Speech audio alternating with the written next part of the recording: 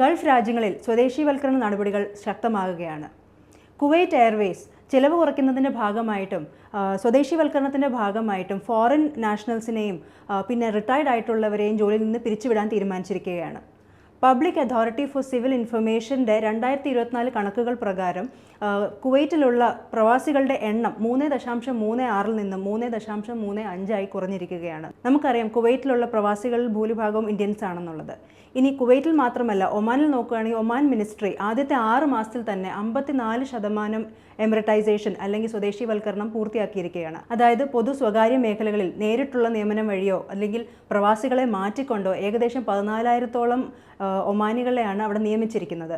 Gulf രാജ്യങ്ങളിലും UAE-യിലും കണ്ടുവരുന്ന ഈ ഒരു ട്രെൻഡ് കാരണം പ്രവാസികൾക്ക് ചില പ്രശ്നങ്ങൾ സൃഷ്ടിച്ചേക്കാം. അതായത് അവസരങ്ങൾ കുറഞ്ഞു വരുന്ന ഭീഷണി നിലനിൽക്കുന്നു എന്ന് മനസ്സിലാക്കണം.